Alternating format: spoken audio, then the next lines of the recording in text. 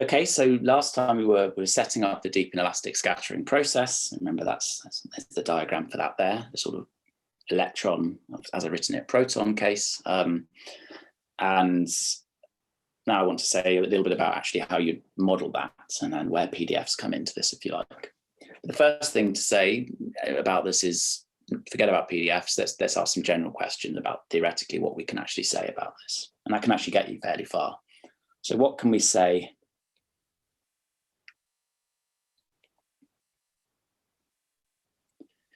about this process?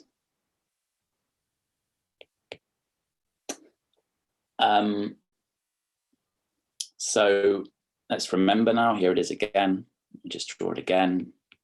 Let's imagine trying to draw a sort of Feynman rules, or no, sorry, rather an amplitude for this according to some Feynman rules, let's say, without really knowing what the theory is about the bottom bit. But we certainly know what's happening at the top. That's just an electron coupling to a photon. You've seen that in QED. So certainly we have, you can write this, so put a mu there, that's just sort of the Lorentz label, right? So the DIS amplitude is proportional to, well, I mean, okay, the factors of alpha and so on and stuff we're not interested in here. I'm just being a little schematic, but one certainly is going to have, you know, that. Okay, so that's just the top bit. And then what's the bottom? Well, we don't know, but it's going to be contracted with this hadronic tensor. Sorry, jumping ahead. It's going to be contracted with something with a Lorentz index. So let's call it J mu. J mu hadronic.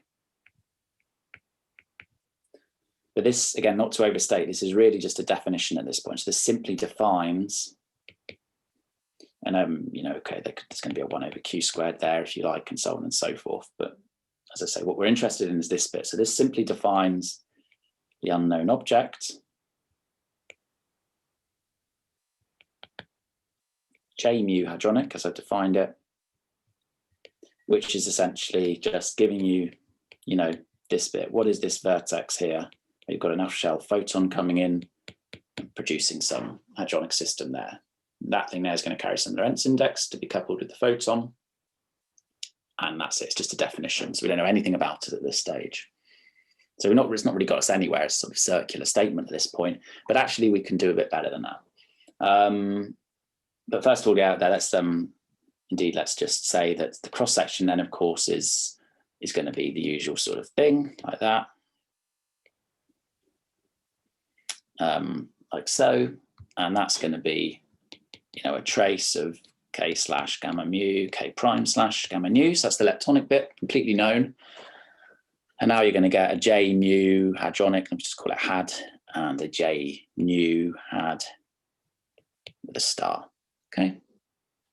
And I'm going to define that to be L mu nu, W mu nu. Now this is, you know, just to be clear, is not precisely the same L mu nu as we had in E plus E minus. The kinematics are different, but it is very similar. And in particular, it just depends on the leptons, right? So again, it's the idea that one factors off certainly the leptonic bit here. One doesn't really care about it. We just focus on the bit we care about, which is the hadronic bit. So L mu nu is really as before. It's the leptonic tensor. We've seen that before. It's just known. It's independent of mu nu, of W. Calculate it, don't worry about it. But now W mu nu is the hadronic tensor. And this is just defined, right? Again, don't know anything about it at this point. Can calculate it in some given theory when you make those assumptions, and we'll do that in the particle model, but for now we haven't done that. So we know nothing about it. For now.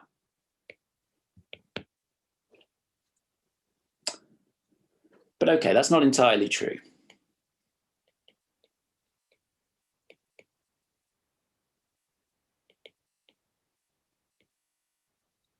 So, well, the first obvious statement is that this thing carries Lorentz indices, right? It's W mu nu. So whatever else, well, in particular, whatever else, we know the cross section here should be a Lorentz invariant, and so those mu nu's that means something. They're not just indices; they're Lorentz indices, and so it has to transform in the right way if you change to a different frame. So that tells you something about what it can look like. So it carries Lorentz indices.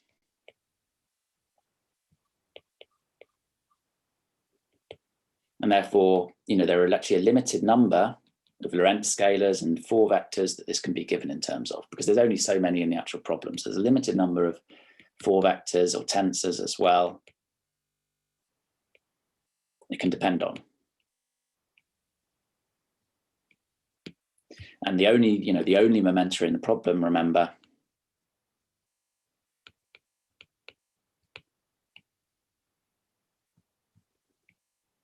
are Q and P, right? Remember that, that's Q, that's P, right? And so the most general form it can have, again,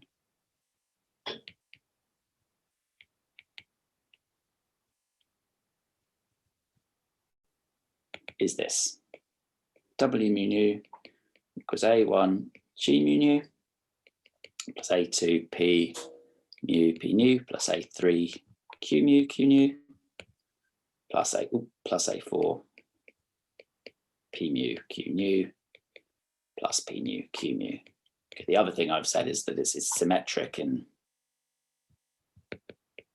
mu and nu, which it really has to be because just of the way we've defined what it is, just J times J star. And that's it. Okay, it's really there's nothing else actually you could write down that would have the right transformation properties under a Lorentz transformation. And the A's and the A1, the A2, and so on are just some sort of scalars. We'll say a bit more about them in a second. What else do we know? Well, there is something else, which is that this, whatever else, should be based on a gauge theory. So that's what we want. So we recall gauge invariance. So you saw a little bit about this in, or you will see in your QED lectures. So if you have some lepton emitting a real photon, right, then the amplitude, that's an electron, say, for that is proportional to something like this, right? And under this sort of thing, so this is the momentum K going there. This should leave, oops, let me write that again.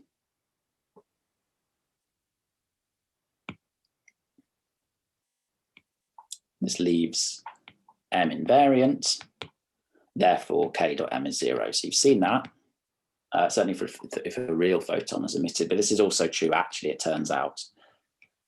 Also true if this is an off-shell photon, which is what we have here. And it's an easy enough thing to show that this does indeed happen on the leptonic side, which you'd also want it to hold there. So, as a nice exercise, it's really just a few lines and using the Hadronic equation.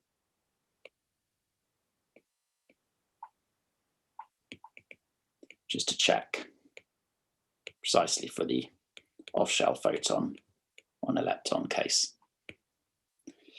So in other words, the Q nu L mu nu is equal to 0, or Q mu L mu nu is equal to 0. So what that means for us, though, because it's the hadronic tensor we're interested in, is K mu W mu nu is equal to K nu W mu nu, which is equal to 0. Okay. And this constrains things further.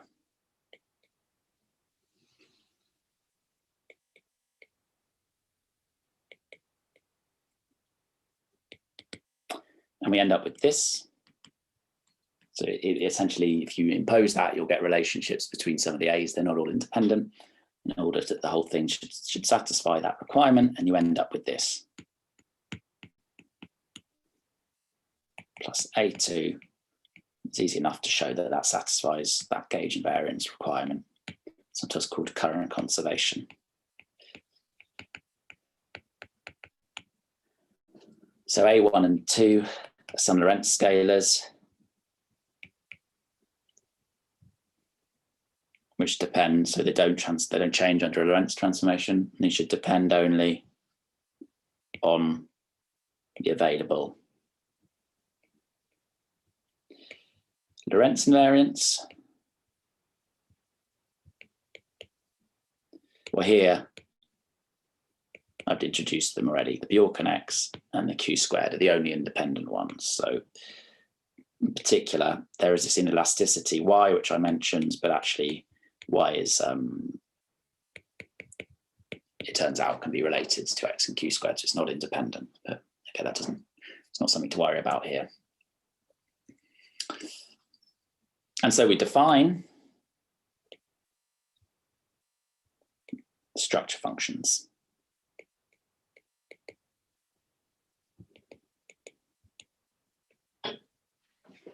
Okay.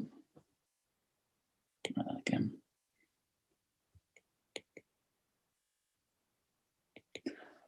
A1 defines to be called F1 of X Q squared. Again, those are the two things it can depend on. And A2, just conventionally, we factor out that 2x over Q squared, literally just convention. And therefore, W mu nu is equal to this. F1 of X Q squared to G nu plus K nu over Q squared plus 2x over Q squared F2 of X Q squared P nu plus Q nu 2x P nu plus Q nu over 2x. Sorry. Should be a mu. And again, this is the most general form, consistent, as I say, with Lorentz and gauge invariance. And I've also swept something under the carpet a little bit, which is that I've cheated a bit because there are actually in principle other terms you could add, but those would break parity conservation. But if we were, instead of considering a photon exchange, we were considering a Z exchange, you'd have to include them there and you get an F3 and so on. But we'll simplify and not think about that for now, or indeed at all. But again, we shouldn't overstate this, right? The F1 and the F2 are still so far completely undetermined. So we're still sort of parameterizing our ignorance, just in a way that sort of uses the maximal amount of general sort of expectations, if you like. But let's pursue it. So the first step is to just find out what the cross-section looks like. And then we'll go to a specific model and we'll try and compare the two expressions essentially. So this is going to equal something like this. A bit of proportionality there. Just being a little schematic, so I'm not going to go through the full calculation, but just to give you an idea of where it comes from, there's that leptonic tensor, and that's right, we can just substitute those in and we can contract the Lorentz indices.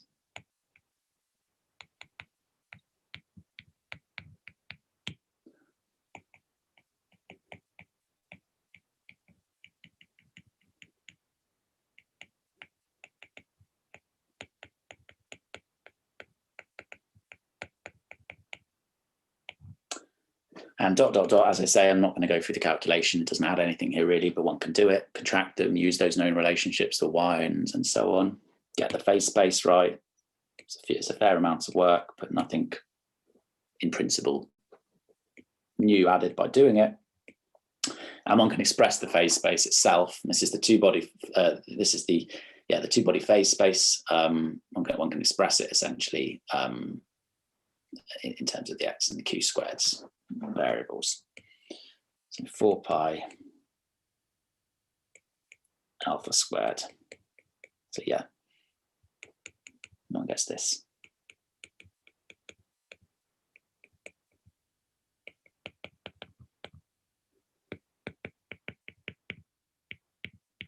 There we go. So the bottom line is that, you know, this is something that you could measure, right? Again, x and q squared are determinable in terms of what the center of mass energy and then the lepton scattering angle and energy and those things you can measure. And therefore one can measure this thing. One can just measure what F1 and F2 are experimentally. So they're observable quantities, is the point to make. Okay, very good. So that's the general structure. Let's talk about some theory now. So parton model.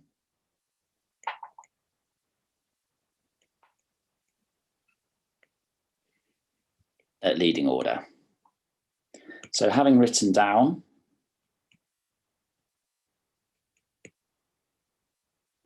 the general structure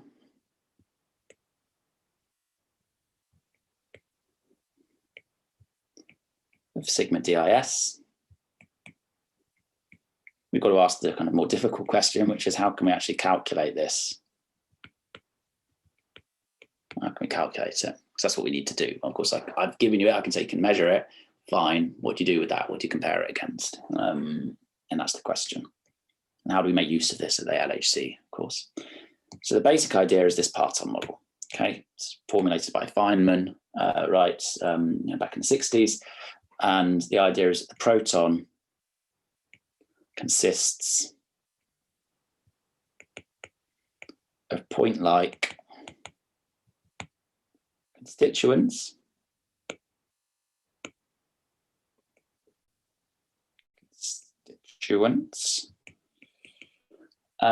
which we call partons, or which he called partons, which we still do call partons, and DIS is then mediated by the scattering of, well, in this case, electrons, but leptons in general. It doesn't have to be an electron, it could be a muon, it could be a positron, of these point-like constituents. And you know, the thing, don't be scared of the word parton. I mean, I'm not even twiddle, I shouldn't use that. They are equal to, well, dominantly quarks and gluons.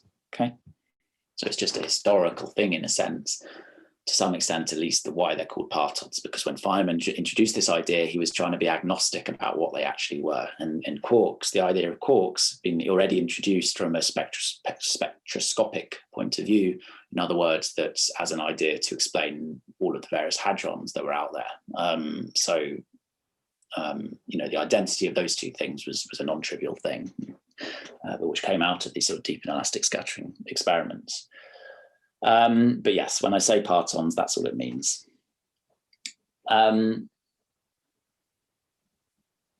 So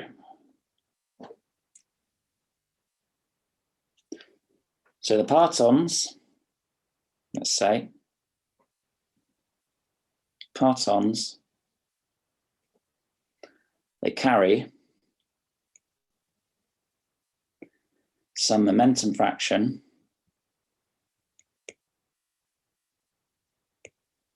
I'm going to call psi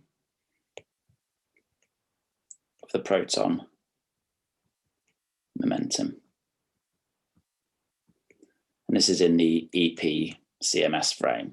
Okay, so everything is coming along, the electron and the proton are coming along the z-axis, say, and one just thinks about that proton coming in along the z-axis, and then all of the partons in the proton are also going along the z-axis. And then the only variable you've got there in that frame is just how much of the energy of the proton they're carrying. And that can be none, 0, or all of it, 1. So it goes between 0 and 1.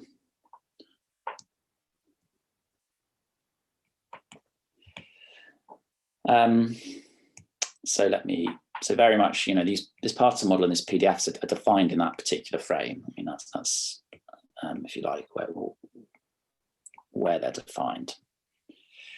So psi p, x, and then we've got k and k prime. I mean, it's like I say, it's defined in a particular frame. The physics is Lorentz invariant as it has to be, but the language comes from working in that frame. of the Xi and so on. So leading order naive case. And we'll come on to what's less naive later on. And d squared sigma dx dq squared as before. Those are the variables we're interested in. That's going to be, that's our prediction, sum over the quarks and the antiquarks for now in the proton. And an FQ bar. Of course, I'm only summing over quarks and antiquarks. We'll talk about gluons later, but at leading order, I mean, the photon has to couple off something, coupled something with electric charge. So that's all that's happening at leading order. So that's the reason why that's the case. And we put a hat on this because this is now the electron quark. So scattering cross section. And let me just indicate what we're talking about. So there we have again, that's the PDF, that probability of having a quark or an antiquark with some momentum fraction Xi. And that there is the electron quark. We're going to put Xi p, so it's carrying a momentum fraction Xi of the proton momentum. So that's what that indicates. That's the cross section. And that thing we can calculate in terms of QCD, right? Just a Feynman diagram for an electron scattering off a quark. Okay, so let's work this through.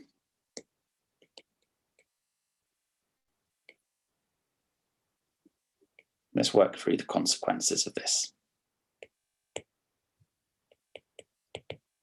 So first of all, energy momentum conservation.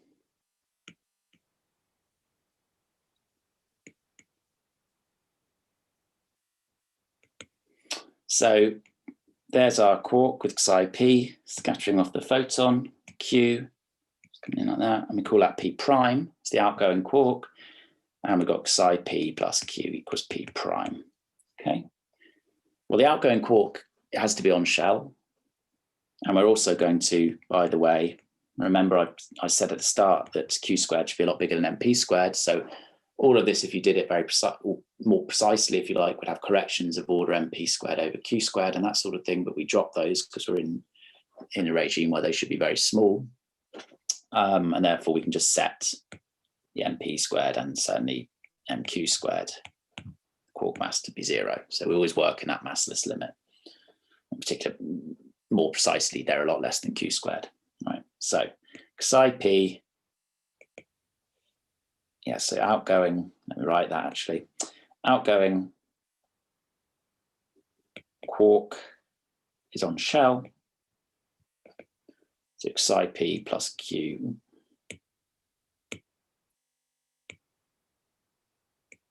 plus Q all squared has to equal 0 because that's P prime squared. And that is equal to Xi squared P squared plus Q squared plus 2 Xi P dot Q. I've just said that that's 0. And so Xi is equal to Q squared over 2 P dot Q. If we go back to there, you can see that that's the Bjorken X.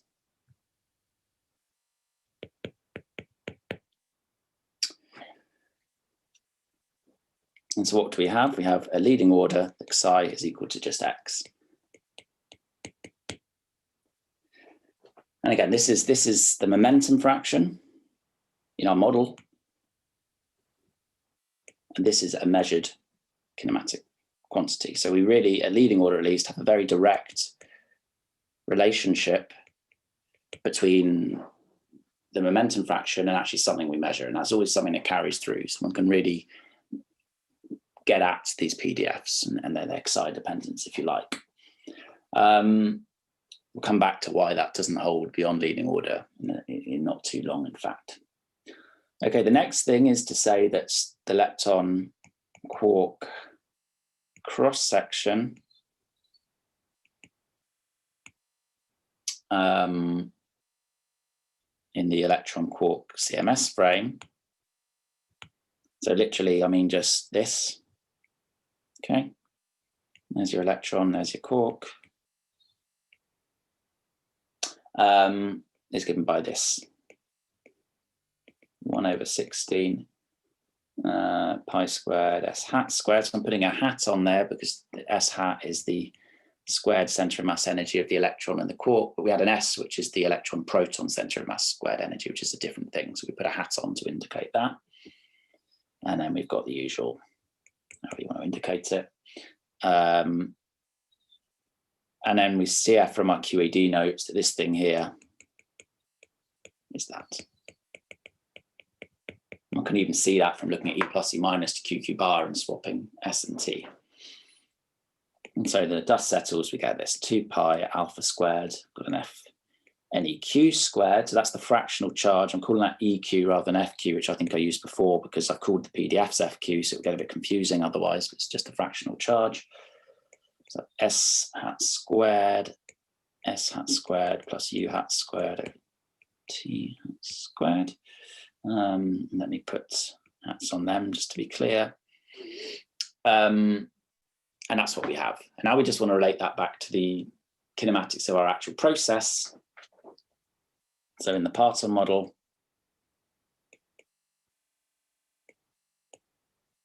that's our general expression, but we just want to relate back to the kinematics here. So now we've got something with an xp coming in. So x, the momentum p of the proton, that's the quark, and we've got the electron. Well, T, which is just the exchange down there, is just Q squared as before, so that doesn't change, minus Q squared. S hat is equal to XP plus K all squared, which is equal to 2xp dot K, which is Q squared over Y, if you look back at the previous expressions. And you find also that U hat is S hat, 1 minus Y. And therefore, d sigma dt hat, which is equal to d sigma dq squared, is equal to 2 pi alpha squared eq squared of s hat squared times s hat squared. We've got 1 plus 1 minus y all squared, so that's the s squared plus u squared, and q to the 4, which is our t squared there, which is equal to, just to simplify a little,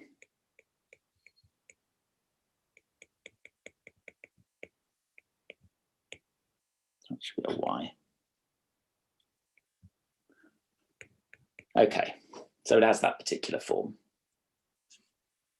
So finally, to make contact with the previous,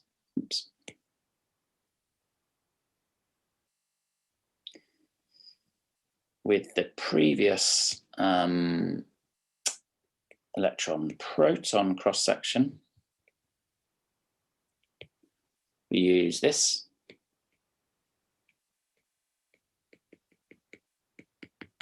Just insert that in.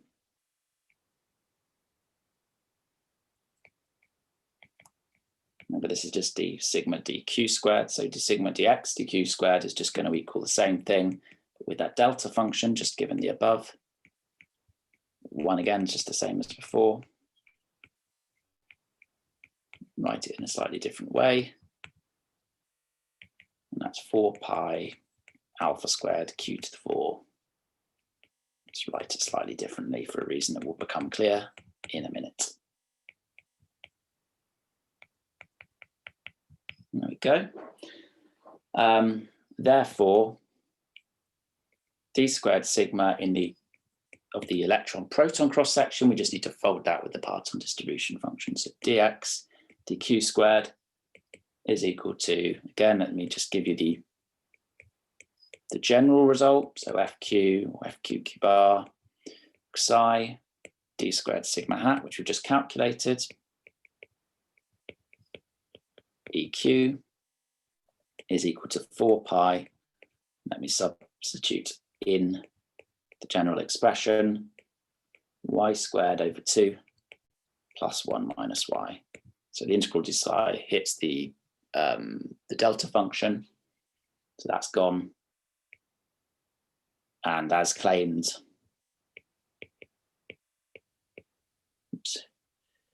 as I've just shown, right, psi has to equal x. So that's what we've got there.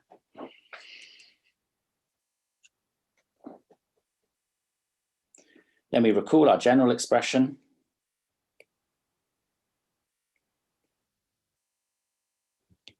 So let me write that again, just to be completely clear. Again, that's just a thing given in terms of structure functions. So before we knew anything about what these would be, and here's the point. Now we've got a prediction for what these things are within our parton model, and they're precisely given in terms of these PDFs. So we can just read off our predictions for F1 and F2 at leading order. And this is what we get. 2x F1 of x equals F2 of x equals x.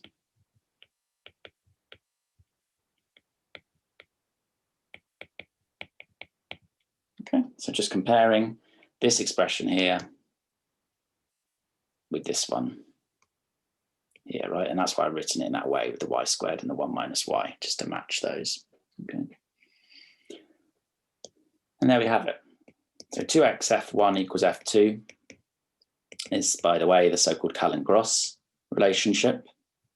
So I won't go into the details of that, but essentially the point is here that if that was this comes, as we've just seen, from the specific calculation for an electron scattering off a spin half quark. So if one imagined hypothetically that the quarks were, for example, spin 0, one would get a different result and one would get a different relationship between F1 and F2. So, that was very early experimental proof, well, not proof, but evidence for the fact that these quarks, these partons, rather, were the quarks, the spin half quarks that they had to be to explain the kind of spectroscopic things. And so that's it. So what, let's sketch a little bit about of F2 of x, let's say. Remember now this is just the sum over the FQ bars of x is directly related to them. So if you just imagined we had one quark, what would that look like? Well, it would be something like, we just have the quark would just carry all of the momentum if that's what a proton was. It would just be at 1 and valence, a delta function at 1. We have 3 valence for quarks, which is sort of more like what we expect, UUD in particular of a proton, draw it like that. Well, one could imagine they might sort of carry all 1/3 of the momentum. And now we allow 3 bound quarks. So now suddenly they're talking to each other. They're exchanging momentum before they go into the hard scatter. And then you see a sort of snapshot of that. And actually, they don't have to carry exactly 1/3 because they've been sort of interacting prior to it. And then that will give you something that might look like more of a distribution. And sure enough, the first approximation for the valence distribution, without going into all of the details, that's the kind of thing you might see. But to predict them, really, you need to understand all of that. So I'll come back to that later. Okay.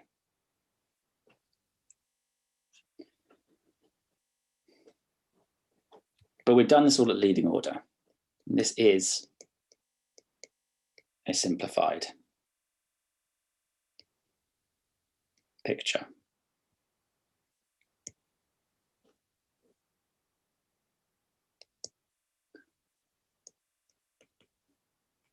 And the first step, or rather, that's not that we've done the first step, the next step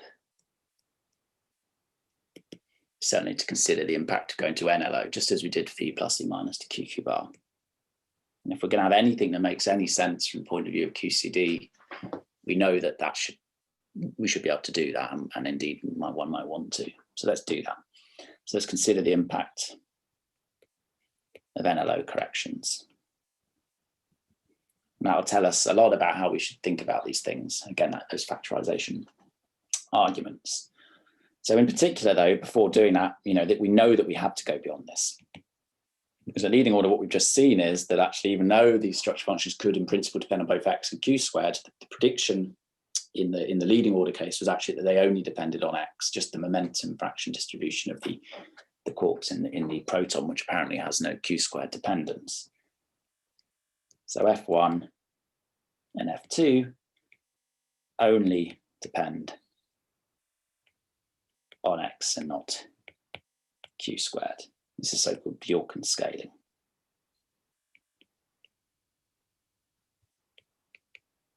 works pretty well, but we know it's broken by quantum corrections. And that's what we're all going to go on to.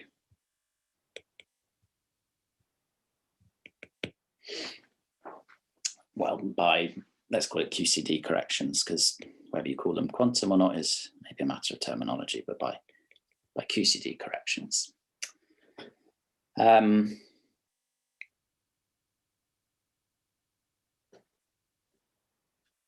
So let's talk about that. So let's going beyond leading order. So what about higher order diagrams?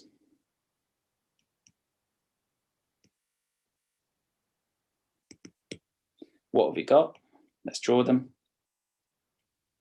And we could certainly emit a gluon from there. So maybe let me do this.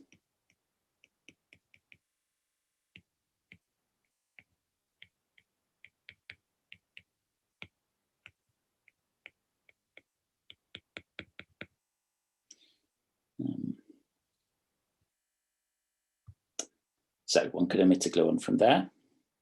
One could emit a gluon. One could have a virtual correction like that, or one could emit a gluon from there. So those are the three possibilities. And call it A, B, and C. Okay. Okay, and there are other virtual corrections implied in that. From, you know, one could have something going on one just that leg or just that leg, but I use it as a sort of just to represent those. Now, clearly, as in, well, not clearly, but indeed it is the case that as in the QQ bar gluon case,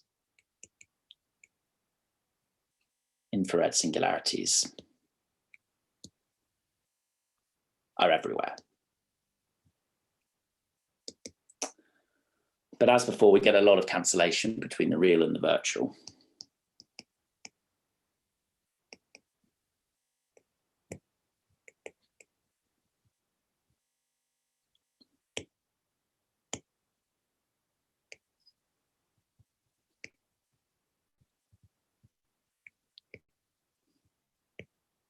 Let's just put it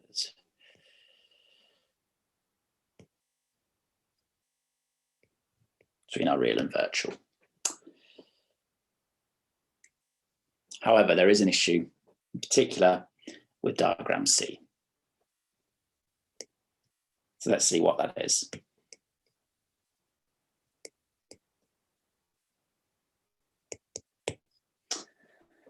So in other words, with emission from the initial state parton. Okay. So we might want, what can we hope to happen? What we hope to happen is that there's a cancellation with the virtual correction. So if that were to happen,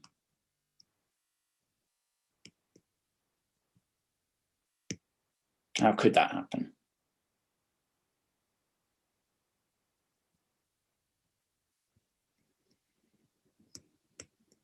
So once cancellation with diagram B. So let me draw that again. There it is, that sort of thing. And this is a virtual correction. So this comes in with momentum fraction x. That's our quark, and d sigma virtual dx dq squared. It's going to go like quark or an anti-quark with momentum fraction x, you know, times the rest, whatever else we need to calculate. But certainly it's going to be weighted by that PDF. That's the point, right? What about C? Well, it's very different. Now we've got this, a bit bigger.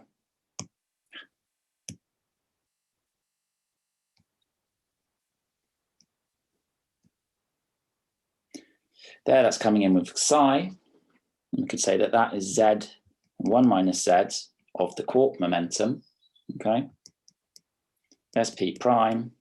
And now we have our on-shell relationship for the outgoing quark looks different from what it did before. So now we've got something like a little bit schematic with how I've defined my momenta, but essentially this is the point. One instead, let me draw that again. One instead has that we've got psi, that's coming in of P, but now we've also got some of that momentum gets lost through this gluon. So now it's just Z times that, which is actually the quark, initiating quark, times P plus Q. It's going to equal P prime. So that squared is equal to 0 rather than just psi P. And therefore now psi is equal to X over Z, which is bigger than X and certainly not equal to it. And therefore this real diagram, without doing anything, is going to have some integral over the Z, because it's a real phase space integral, and it's going to be weighted by Q of X over Z, which remember is our psi, so not Q of X anymore. And so B and C are weighted by different PDFs. And so one just could never get that cancellation between them. And indeed it doesn't happen.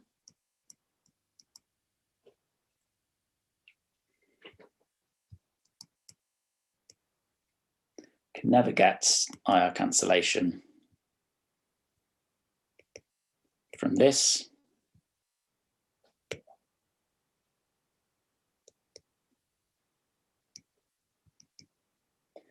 And indeed you don't.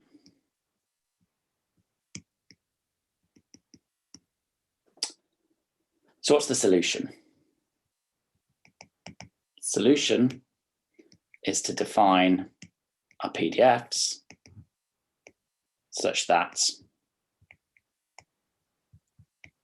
these collinear divergences, because that's what they are, right? It's when the divergence that doesn't cancel is precisely the one where you've got this collinear divergence. If that gluon is soft, carries very little energy, then well, Z, if you like, Z just goes to 1. Okay, so it doesn't carry anything away. So the momentum of that and that are essentially equal to each other. And so one is in fact in that case weighted by the same PDF as the virtual, and one can have the cancellation, but it's in the collinear case that you don't have this. So we're worried about collinear divergences. So C, so these collinear divergences are absorbed into them. So what does that mean? That means we assign some amount of long distance. Remember, it's long distance physics, this collinear emission, just as it was in the final state. Collinear emission to the PDFs themselves.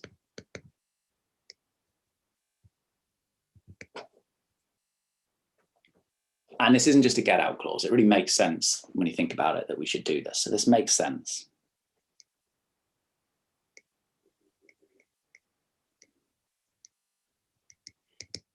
So let's think about that. So let's draw that diagram again. There's the gluon being emitted. Now this is collinear, and therefore, if I call that P propagator as usual, if the gluon is collinear, then the reason it diverges is because the propagator goes on shell, just as before. So P prop squared is going to 0, 1 over it is blowing up. And so we can make the same sort of timescale argument, but now this gluon emission is happening at a time t. It's going to be parametrically of order, let's say E gluon, or perhaps the square root of E gluon. It doesn't really matter. The point is that it blows up as the angle goes to 0, a lot bigger than EQ, but now before the DIS process, if you like. It's the way to picture it. So it really doesn't make sense to assign that, to calculate that within the hard process. You know, in the calculation of the hard process, it's really something which should be happening, which should be related to the actual the PDFs themselves. It happens. One wants the physics of the PDFs to be at timescales much longer than before if you like, the very instantaneous hard interaction. And so these sorts of things one should assign to that. And indeed, it makes sense that you can do that because one can make the same sort of, this kind of factorization arguments, the fact that in those limits, things QCD amplitudes have the universal behavior and so on and so forth. So one can always just, in a universal way, assign that collinear emission independent of the specific hard process to the PDFs. So one can and one should do it. Right, so we have to assign to the PDFs. So let me draw that. What I mean, you know that there's our PDF in our leading order case, and we've called that the PDF, if you like. Well, now we allow some emission, but if that becomes too collinear, we want to keep that and call that the PDF. Okay. And this is the only way the observable can be infrared safe. Okay. Okay, so doing this introduces a new scale.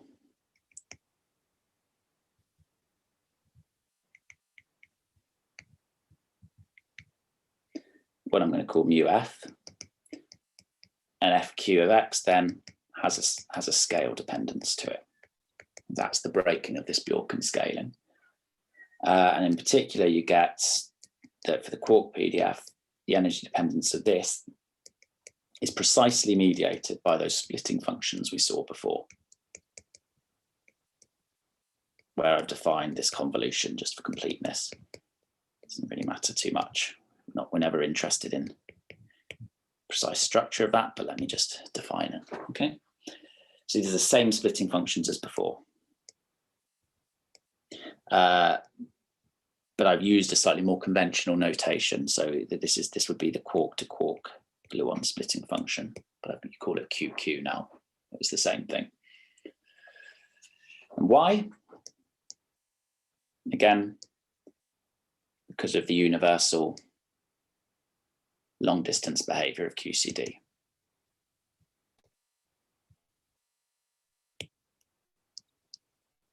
You know, our sigma n plus 1 goes like sigma n dz. I'm being very schematic here, but one can see where it might come from. That's all I'm trying to say. That now is something like this, and that is our leading order. Okay.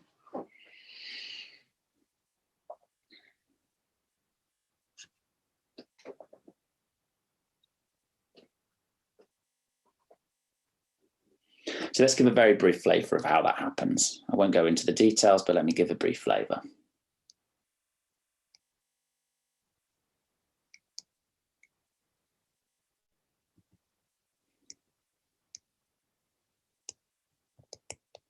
Where this all comes from.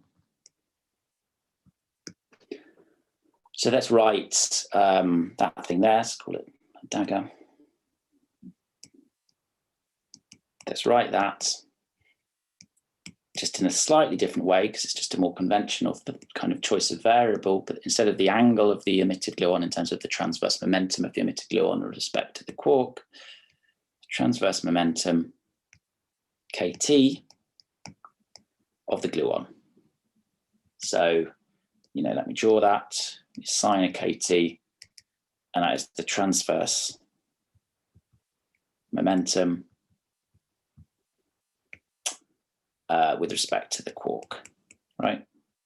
So in other words, the collinear precisely means kT going to 0, just as theta goes to 0. So what we get then is this. So d sigma, there's our universal behavior. It's approximately in that collinear limit, d sigma quark to quark now. Alpha s over 2 pi. We're going to have an integral pqqq of z dkt squared over kt squared, dz over z. Remember now that's the rewriting. It used to be d theta squared over theta squared. It becomes dkt squared over kt squared. But you can see again, it blows up when you get to the collinear limit, the same sort of way. And so in particular, yes, with dkt squared over kt squared, giving our collinear singularity. And this is the essence of PDF factorization.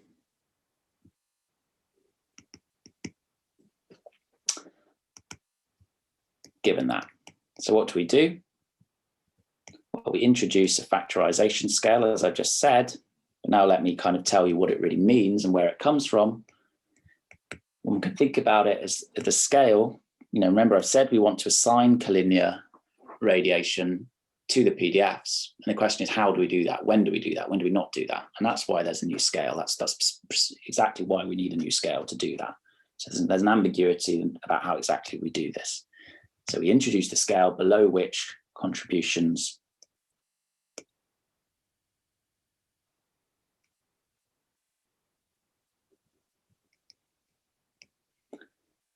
to our integral are assigned to the PDFs.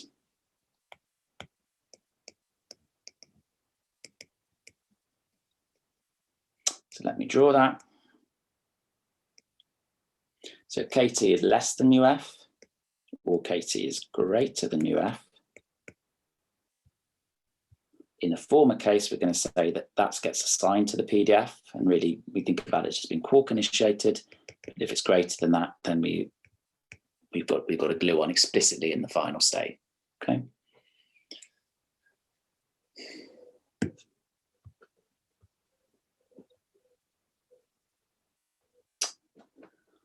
And then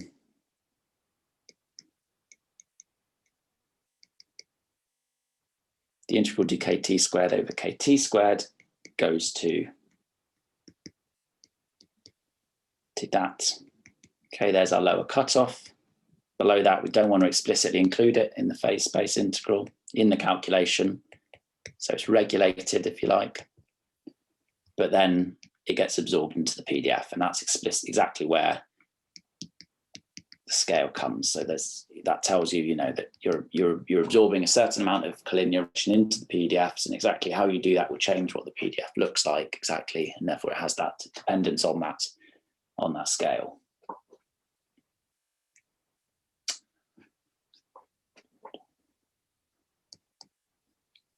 And in terms of our fundamental F2, FQ relation, we have this. So it becomes something like this.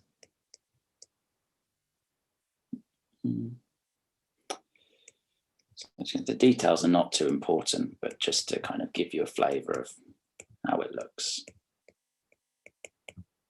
So there's the leading order. It's just a delta function in x over psi. One has something that looks like the splitting function, but with this logarithm I've just motivated. And then, okay, also something which is non-logarithmic, which I just call R. Okay. So there's the collinear log.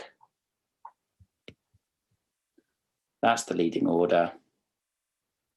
Remember, that's Z, which is equal to x over psi in our notation before. And that's just non-logarithmic. So you don't just get this log kind of in thread or this collinear logarithmic bit. You also get some finite bits from the actual calculation. I'm not told you what they are, but we can calculate them.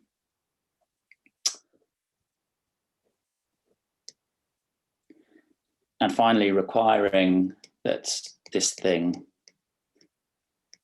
is 0, the rate of change of our predicted F2 to the order we calculate should not depend on the precise choice of mu f, i.e., so let me say that, the prediction should not depend on where we assign where or how, in other words, what value of mu f we take, we assign collinear radiation. It should just one should have some sort of invariance on that. Because at the end of the day, it's a sort of theoretical procedure. So one wants one's prediction to remain invariant on that. And the only way that can happen is if the PDFs themselves change with scale. Okay, so you can show that readily enough. Just differentiate the left-hand side with respect to mu f squared, set it to 0. You'll hit that logarithm explicitly, depends on mu f, but then you also need to, you'll have a differential of that, and those need to match up to give it 0. And so this gives exactly this.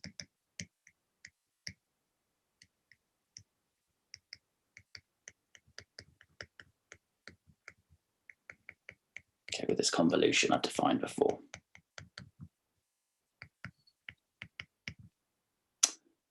And this is the famous D-Glap equation. Dokshitzer, Gribov, Lipatov, Alterelli, Parisi.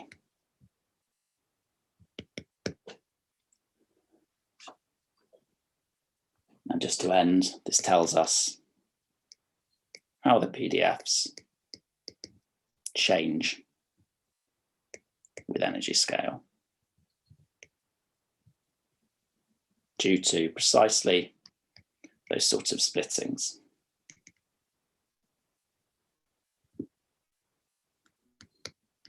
And it's encoded in those same universal splitting functions.